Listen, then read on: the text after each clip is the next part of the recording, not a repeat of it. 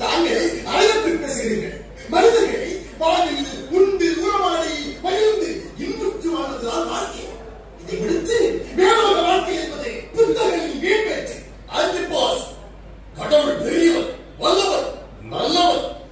அவரின்றி அணுவும் வசையாது புரிந்து கொள். உன் கொலைவரி ஆட்டத்தை நிறுத்திக்கொள். ஆன்டிபாஸ், நாளை என் முடிசூட்டு விழா. அவ்விழா சிறக்க தகுந்த ஏற்பாடுகளை செய். நான் மன்னரான பிறகு இந்த பாலஸ்தீனமும் அமைதியுடன் கடவுளின் புகழ்வோடு வருகிறேன்.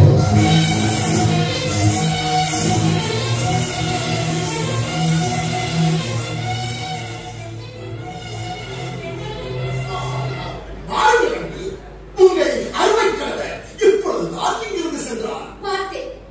அதனால் தான் சற்று மறைந்து. அப்படியா? உங்கள் ஆசை நாயகன் கூறியதை நீங்களும் கேட்டீர்களா? ஆசை நாயகன், அவன் ஆசை நாயகன். அழகை அனுபவிக்க தெரியாத அற்பன் அவன் ஆசை நாயகன். கடவுள் என்று கண்ணுக்கு புறப்படாத பொருளை தேடி அறிகின்ற அவன் ஆசை நாயகன். சபாஸ், சரியாக சொன்னீர்கள். என் அண்ணன் நாளை பாலஸ்தீனத்தின் மன்னனாக முடிசூட்டப் போகிறாரா?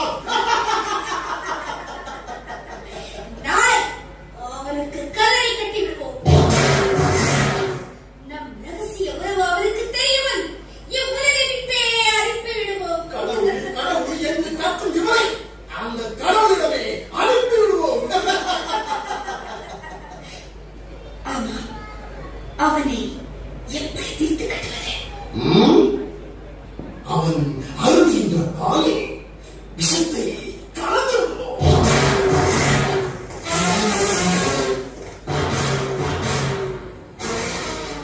அப்படியே செய்து விடுவோம். ஆனால் என்ன?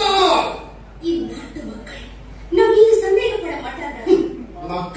மக்கள் ஆட்டு மந்தைகள், அழுகிய பொருட்கள் விற்பனையாகும் புறக்கடை சந்தைகள். நம்பினால் நம்பட்டும், நம்பாவிட்டால் நம்மிடம் இருக்கிறது விளைதவன் ஏறுவான்.